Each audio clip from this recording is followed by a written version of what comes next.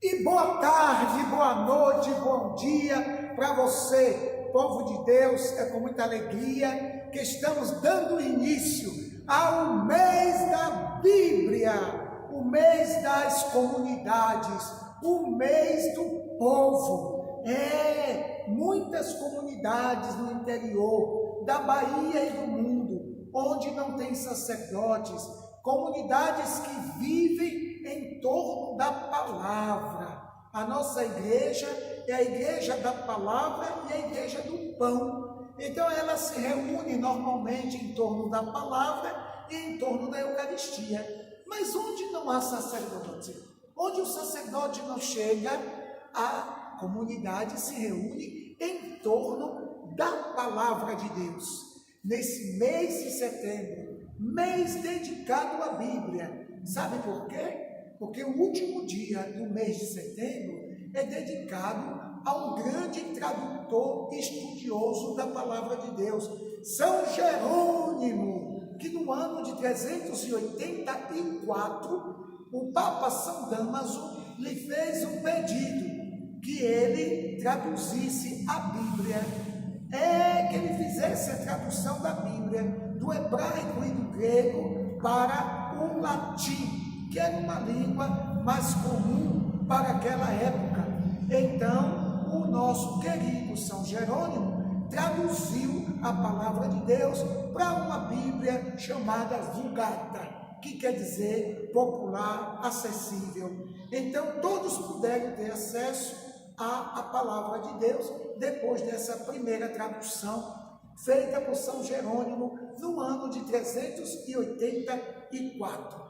Começando a falar do mês da Bíblia para você, queridos paroquianos da paróquia Nossa Senhora Auxiliadora de Pau da Lima, e também para qualquer paróquia ou qualquer localidade do mundo, você que quer ouvir popularmente sobre a palavra de Deus. Eu sempre fui um apaixonado por esta palavra, dediquei muito tempo e ainda dedico a escuta, a leitura, reflexão desta palavra.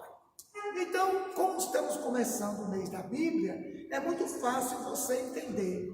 A Bíblia, ela parece ser um único livro, não é?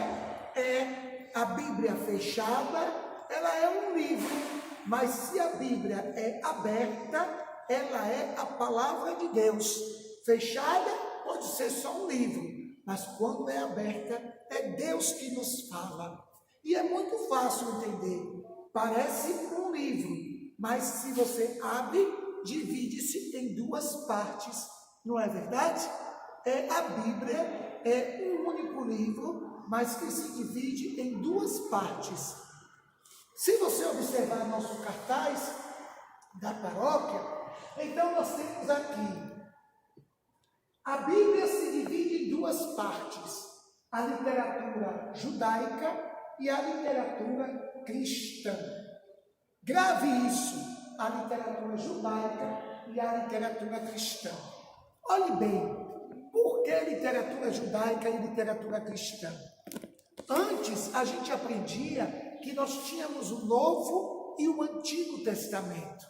Até na adoração ao Santíssimo, a gente canta, né? Pois o Antigo Testamento deu ao Novo seu lugar. A gente sempre entende isso, né? Que se existe um novo e tem um antigo. E se aparece algo novo, o antigo caduca, o antigo cai. Mas será que a palavra de Deus caduca? Será que a palavra de Deus envelhece? Ora, meu irmão e minha irmã, é claro que a palavra de Deus não envelhece, não fica nunca velha. A palavra de Deus é sempre viva e eficaz. A palavra de Deus, ela é sempre a palavra dita para nós, em qualquer tempo, em qualquer lugar. Então, a palavra de Deus, a Bíblia, divide-se em duas partes, que antes dizíamos que era o Antigo e o Novo Testamento, mas hoje a gente diz que é a literatura judaica e a literatura cristã. Na literatura judaica, essa sua parte divide-se em 5 partes.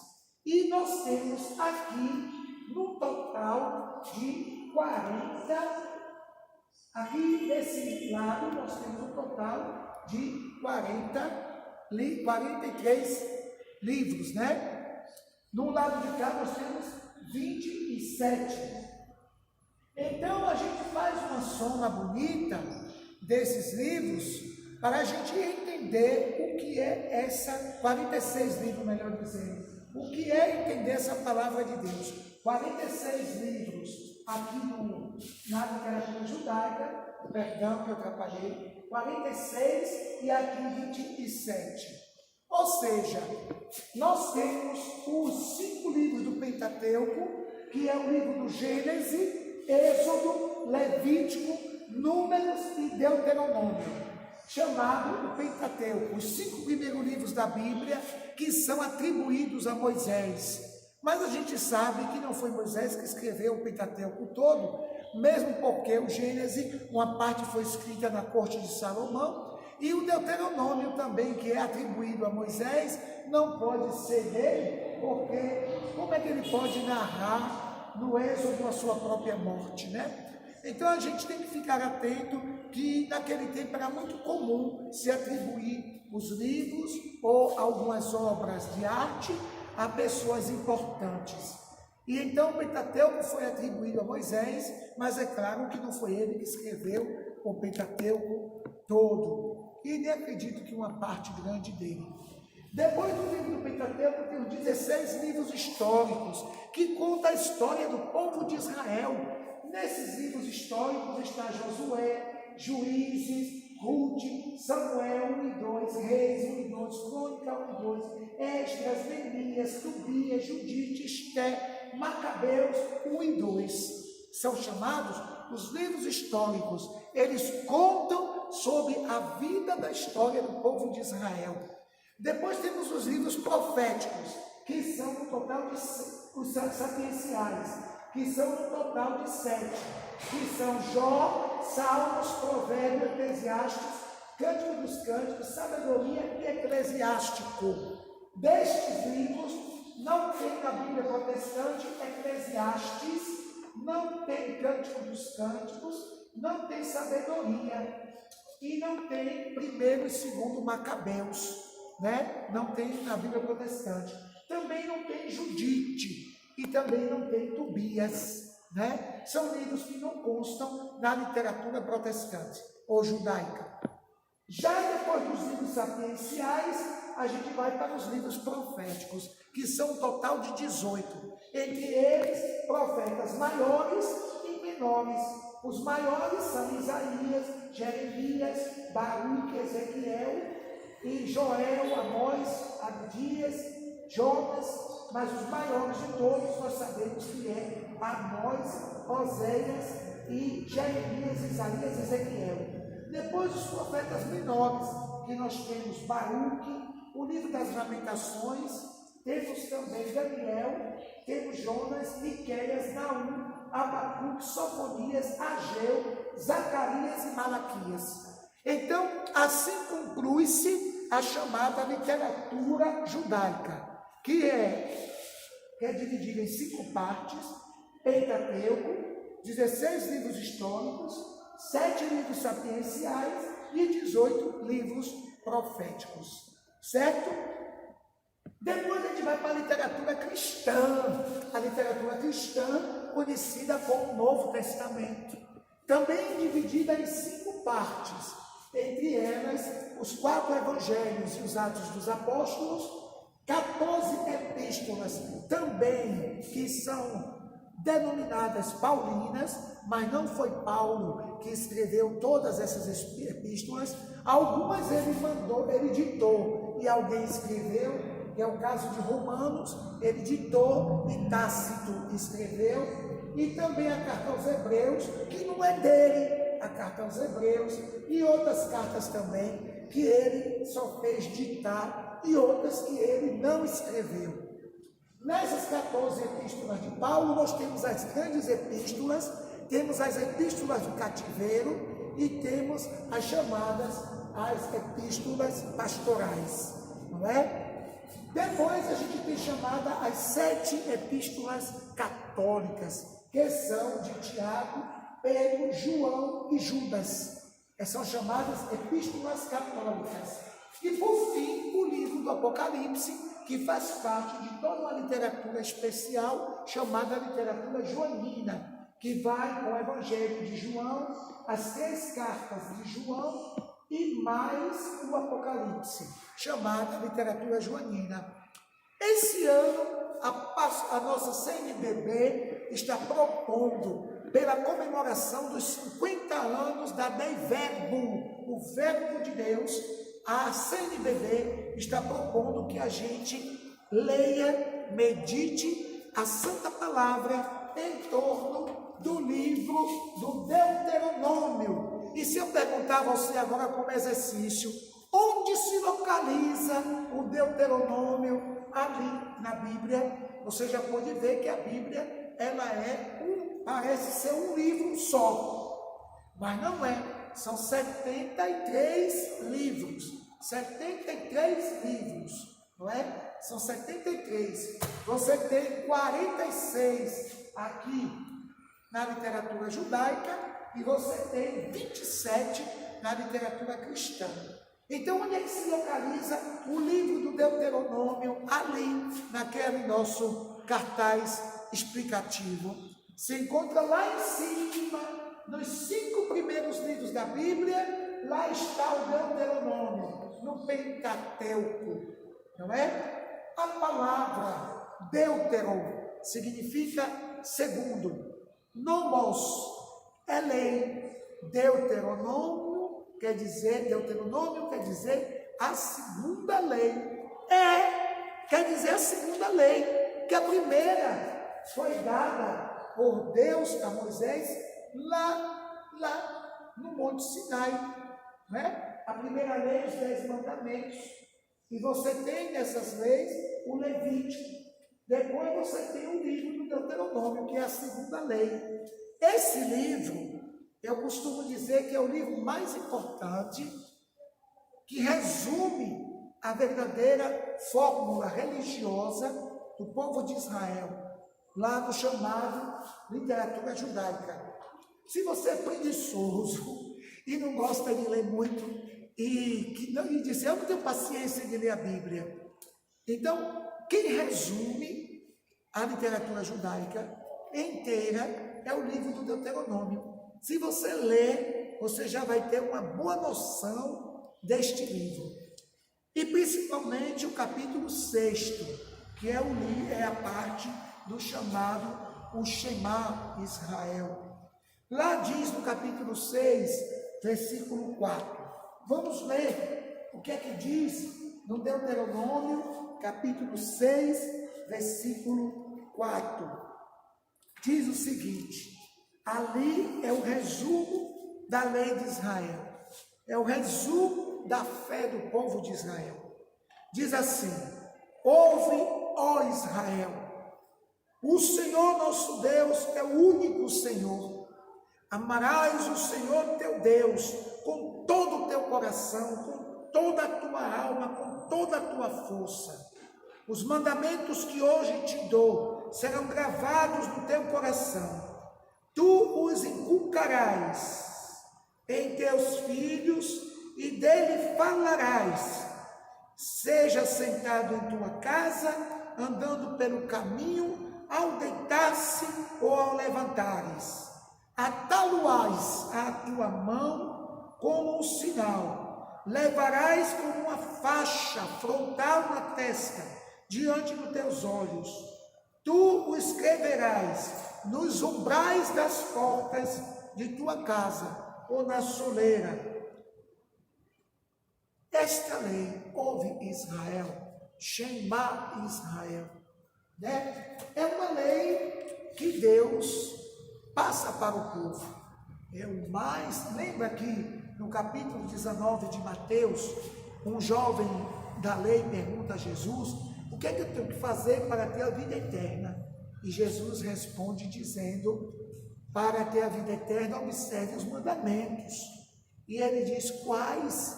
E Jesus diz, o primeiro, amarás o Senhor teu Deus com toda a sua força, com todo o seu ímpeto, com todo o seu coração.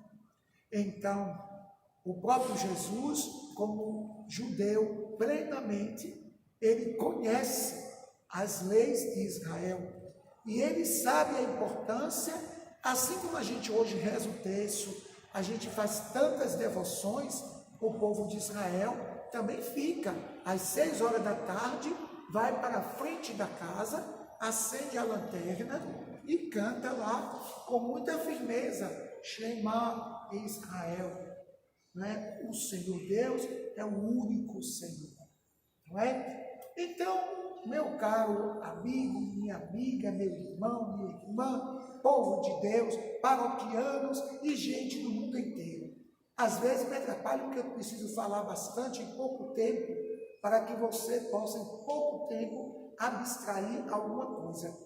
Mas vamos fazer agora um exercício, tá bom? Para ver se você conseguiu aprender um pouquinho sobre esta aula de Bíblia que a gente vai fazer até o último dia do mês de setembro.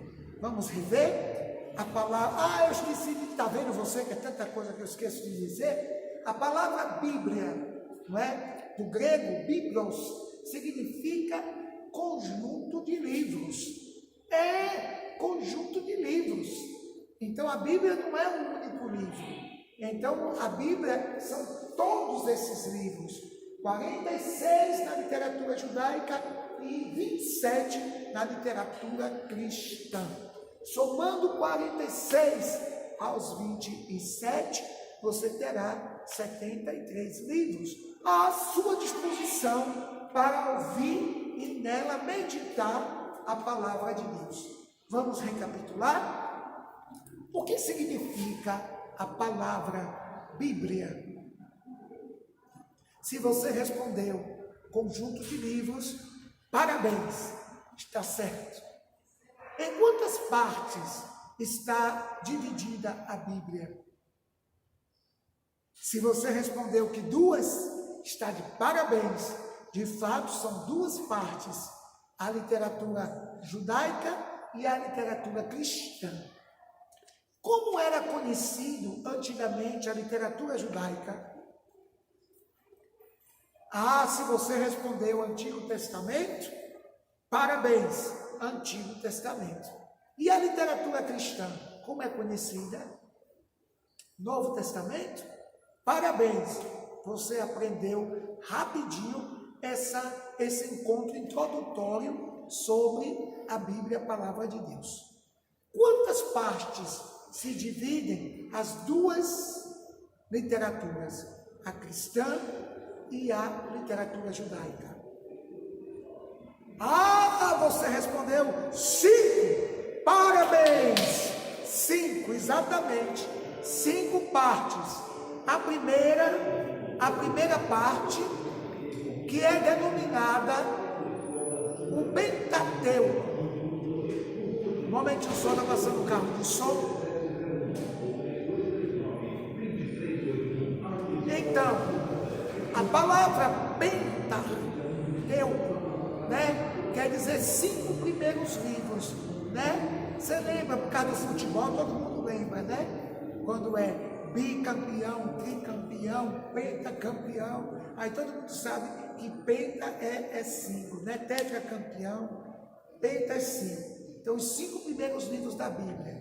Depois a gente tem os livros chamados históricos. Depois dos livros históricos, temos os livros chamados sapienciais, não é? Depois a gente tem também os livros chamados proféticos. Então a gente já sabe quantas partes está lá dividida. E quantas, desculpe, não são 5, são 4 na verdade. E quantas partes se divide a literatura cristã? Também 4. Eu errei 5, não são 5, são 4. Os evangelhos que estão ali, as epístolas dedicadas a Paulo, as epístolas católicas e, por fim, o livro do Apocalipse. Quatro partes na literatura cristã, 4 partes na literatura chamada judaica. Muito bem. E esse ano nós vamos estudar o livro do Pentateuco, né? O livro do Pentateuco, mas especificamente o livro do Deuteronômio, lá no Pentateuco. Deuteron, nomos, segunda lei, a segunda lei. E no capítulo 6, versículo 4, você encontra lá o resumo de toda essa segunda lei. Ouve Israel, o Senhor teu Deus é o único Senhor. Por isso amarás o Senhor teu Deus com todo o teu coração, com toda a tua alma, com todo o teu ímpeto, e amarás o próximo como a ti mesmo. Nessa alegria, vamos ouvir uma santa canção bíblica que você vai cantar conosco agora.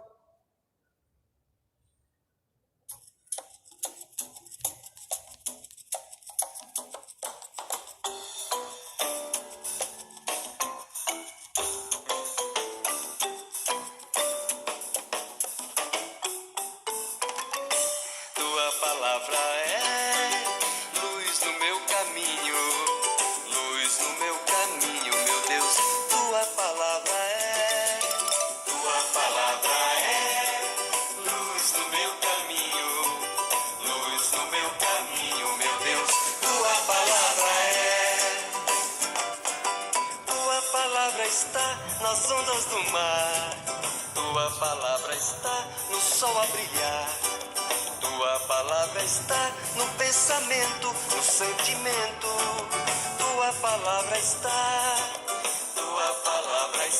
no pensamento, no sentimento, tua palavra está, tua palavra é luz no meu caminho, luz no meu caminho, meu Deus. Tua palavra é luz no meu caminho, meu Deus. Tua palavra está no som do trovão, tua palavra está no tom da canção, tua palavra está na consciência e na ciência, tua palavra está na consciência e na ciência, tua palavra é luz no meu caminho, meu Deus, tua palavra é luz no meu caminho, meu Deus, tua palavra é. Tua palavra está na beleza da flor, tua palavra está na grandeza do amor, tua palavra está na liberdade, na amizade, tua palavra está na liberdade, na amizade, tua palavra é luz no meu caminho, meu Deus, tua palavra é luz no meu caminho, meu Deus, tua palavra é,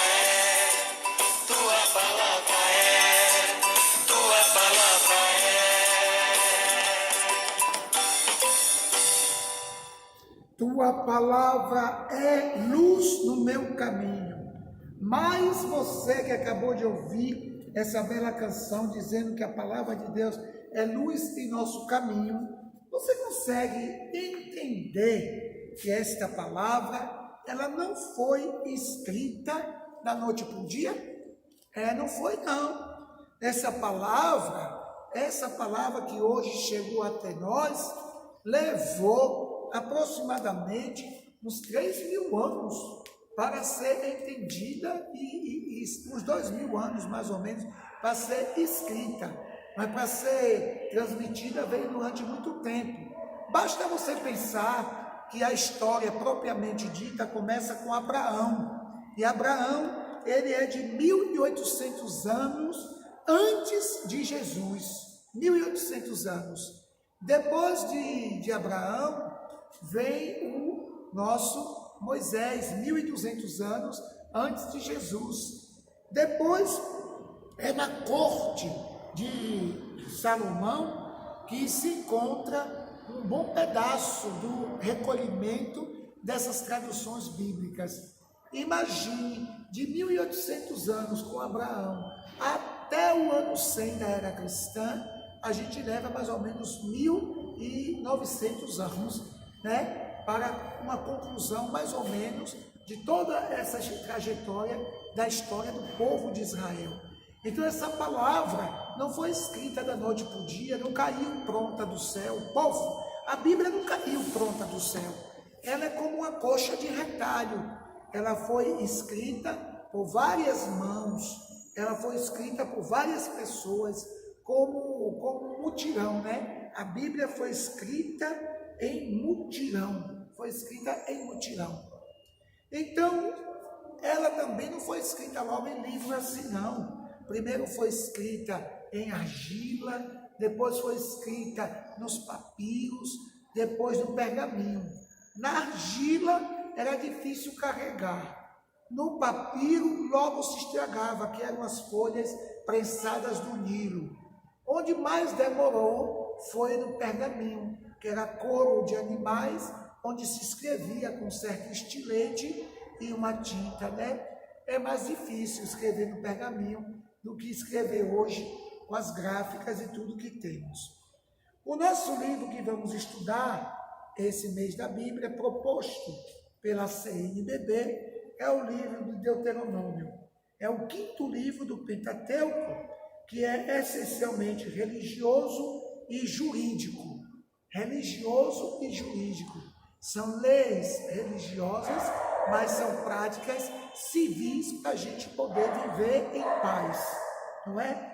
Esse termo significa a segunda lei, constitui uma repetição e um complemento dos capítulos de 20 a 23 do livro do Êxodo.